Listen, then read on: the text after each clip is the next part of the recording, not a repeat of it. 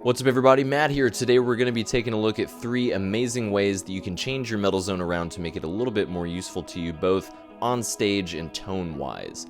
So the 3 things we'll be taking a look at essentially are making the LED a little bit brighter and changing the color because every boss pedal's got a red LED, so it's a little bit boring. The second thing we're going to do is essentially reshaping the tone circuit.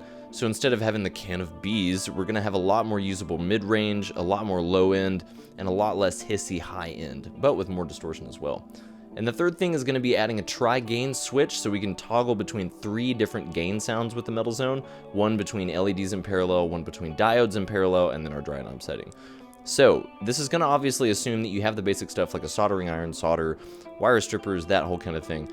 We'll be taking a look at the components here in a second, but you're going to definitely need a double pull, double throw toggle switch for the mods that we're going to be doing here. Let's go ahead and get into the components. Alright, so this is our finished product, the finished metal zone. You can see the toggle switch here. There's a new LED. The enclosure I painted a little bit darker, like gloss black, so that almost in certain lights it kind of almost looks like the faceplate, the text on the faceplate is actually written on the enclosure, which I really like. That's pretty awesome.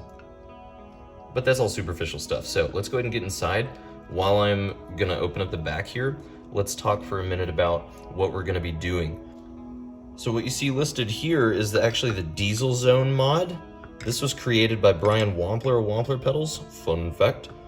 And this is what we're gonna not be doing out of the Diezel mod. We're basically gonna be combining this and these concepts with the Monte Allums Tri-Gain Sustainiac mod.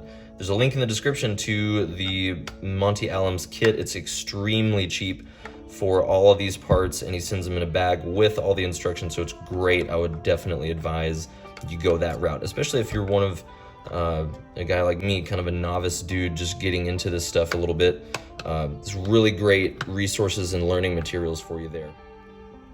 So what we're looking at now is the modded circuit board with all the stuff already done to it. What you do in the Monte Allums mod is you're actually going to leave D3 completely empty and then wire your toggle switch through both sides of D4.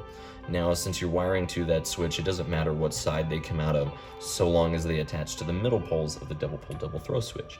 Now, what you'll be doing with the diode, or what you'll be doing with the toggle switch is wiring LEDs in parallel as well as diodes in parallel. And this can be really tricky, so if you're a novice, again, you might want to seek having somebody help you out figuring out how to do that.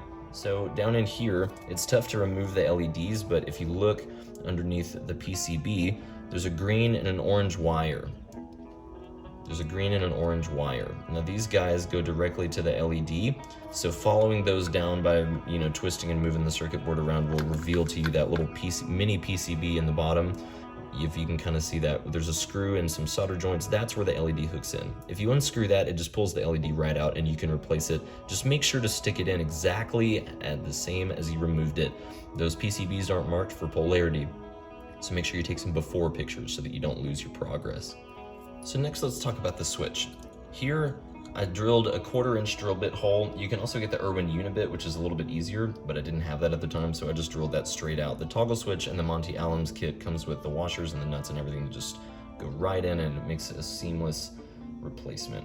So this diagram that you're looking at here is essentially representing how to run diodes in parallel and LEDs in parallel. Make sure that the flags on the LEDs are running in opposite directions and that the poles and the diodes are facing opposite directions of each other as well. Once you hook this in, you wire those into each side, and then the 2 wire strands that you see in the middle, those are actually coming from that from the PCB where you have D4 like wired into with those wires. So let's kind of check out what all these sound like.